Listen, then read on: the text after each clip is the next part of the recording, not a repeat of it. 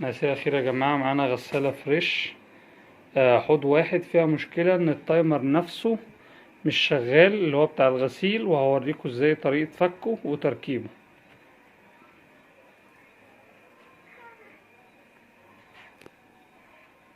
ده بقية التايمر لان الاجزاء بتاعته متكسرة، فانا جايب الجديد اهو. تمام. فهي مش لازم نمشي بالالوان، هو مفروض الفردتين بتوع اللي هو الغسيل، تمام، ان هما الاتنين دول اللي بتخليه بعد ما يركبوا الموتور يلف يمين وشمال، ودي الفردة بتاعت الكهرباء. والتلاتة دولت اللي هما الأجزاء اللي هو الموتور، اللي هو إيه، بيبقى حاجة اسمها عادي وخفيف، وهنوريكم ازاي الحاجة بتركب خطوة بخطوة.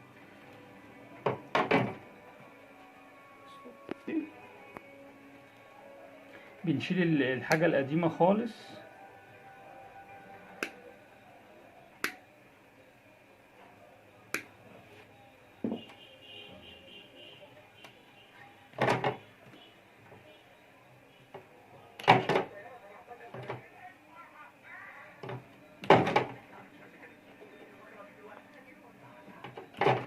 عشان ما نتلخبطش. احنا بنشتغل بطريقة سهلة، بمعنى ايه، ان انا دلوقتي عندي 3 فرر طالعين لي من تحت من عند الموتور.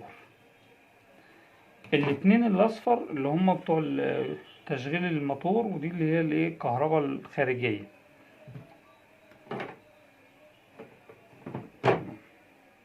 دول بنوصلهم مع الاتنين الاصفر،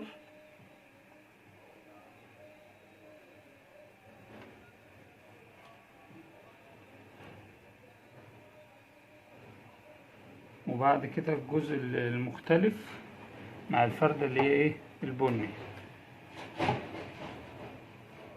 وبعد كده هنعزلهم بشريط لحام.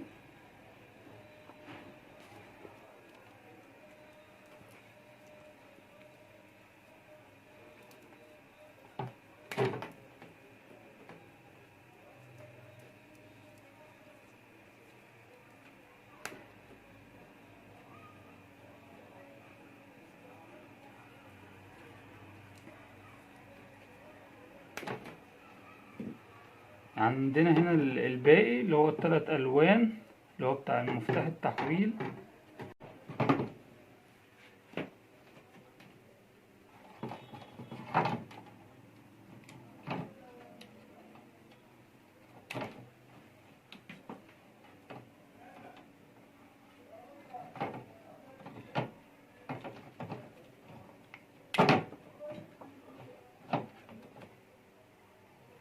كده ركب معانا الأجزاء كلها. هنثبت بقى المجموعة زي ما خلعنا. مينفعش يركب كده لأن هو ليه بداية عشان يلف معانا الربع ساعة كلها.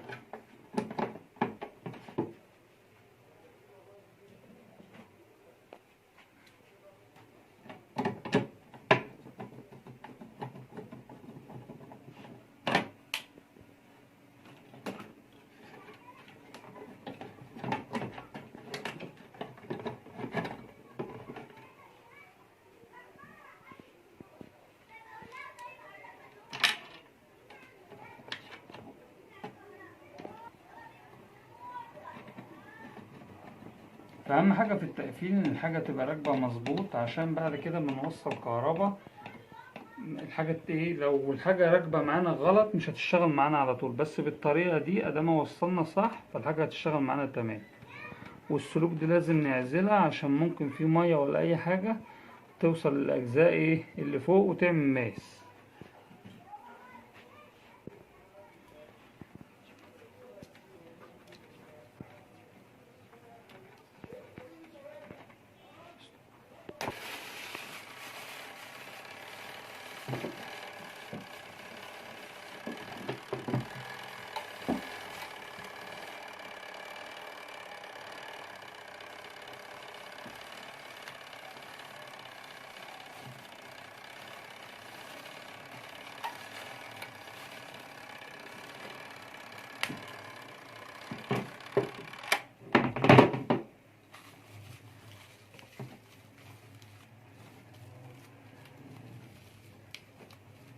احنا بنعمله ده عشان بس يبقى ايه، الامان.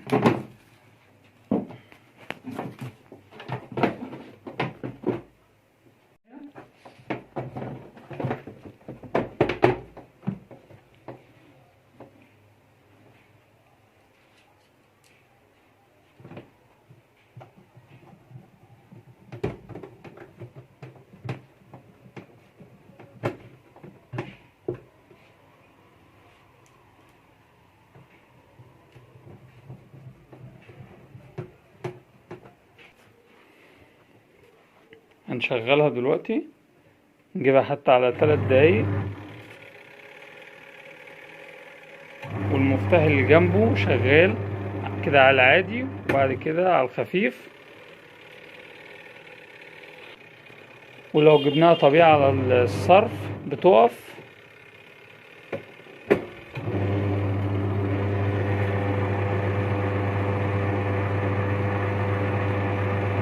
فهي كده الغسالة شغالة معانا تمام بعد تركيب التايمر. ولو عجبك الفيديو دوس لايك واشترك في القناة ودعمني.